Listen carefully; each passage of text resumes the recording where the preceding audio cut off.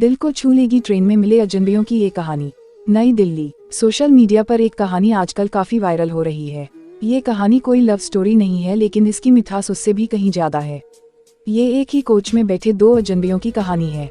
ये उस लड़के की कहानी है जिसका दिल एक अनजान लड़की के लिए धड़कने लगा। उसकी परेशानियां उसे विचलित करने लगी। उस लड़की के माथे पर शिकन उसे बिल्कुल भी अच्छी नहीं लगी और फिर उसने ठान लिया कि वो अब उसकी मदद करके रहेगा। ये कहानी आपका दिल को छू जाएगी। जब कोच में आ चढ़ी वो लड़की, वो ट्रेन में सफर कर रहा था, दिल्ली जाना था उसे। स्लीपर के कोच में अपनी सीट पर आराम फरमा रहा था कि तभी कोच में एक लड़की ने कदम रखा। सकुचाई सी वो लड़की आकर बाथरूम के पास एक सीट पर कोने में बैठ गई। वो घबराई सी लग रही थी। लड़का उसके हाव भाव पढ़ने की कोशिश कर रहा था। लड़की की आंखों में न जाने किस बात का डर था। वो बार बार इधर उधर देख रही थी, किसी से बच रही थी शायद। उसके रोने से पसीज गया लड़के का दिल। ट्रेन चल पड़ी, लेकिन उसकी घबराहट कम न हुई।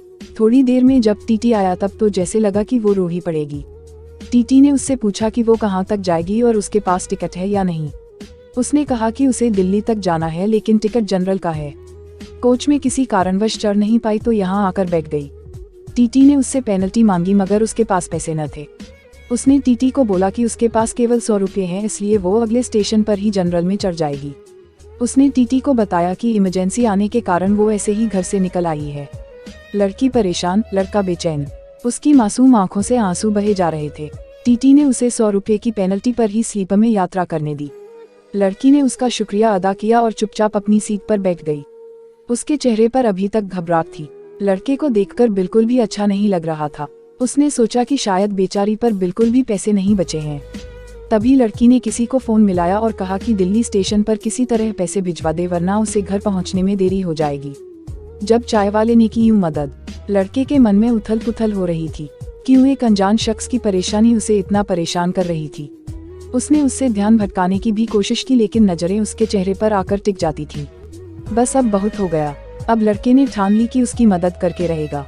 लड़के ने एक पेपर उठाया और 500 रुपयों के साथ चिट्ठी लिखी। उसने दोनों एक चाय वाले को दिया और कहा कि उस लड़की को दे आए। साथ चाय वाले को हिदायत भी दी कि लड़की को ये न बताए कि नोट किसने भिजवाया है। आखिर में कह डाली दिल की बात। लड़की चाय वाले से नोट लेती वक्त थोड़ी परेशान लग रही थी। शायद सोच रही होगी कि इतनी रात को कौन यूं परेशान कर रहा है। उसने चिट्ठी खोली जिस पर लिखा था, तुम्हें काफी देर से परेशान देख रहा हूँ। मालूम है कि किसी लड़के का यूं रात में एक अजनबी लड़की को नोट भेजना अजब और गलत होगा, लेकिन चाहकर भी तुम्हें यूं परेशान नहीं देख पा रहा हूँ। तुम्हें बात करते सुना तो पता लगा कि तुम्हारे पास घर पहुँचने के भी पैसे नहीं है, इसलिए 500 रुपये चिट्ठी के साथ रख रहा हूँ। तुम इसे एहसान के तौर पर मत देखना, ये बस इंसानियत के तौर पर मदद है। नीचे अपना पता भी लिखा है, जब लौटाना चाहो लौटा सकती हो। सच बताऊं तो नहीं चाहता कि तुम पैसे लौटाओ।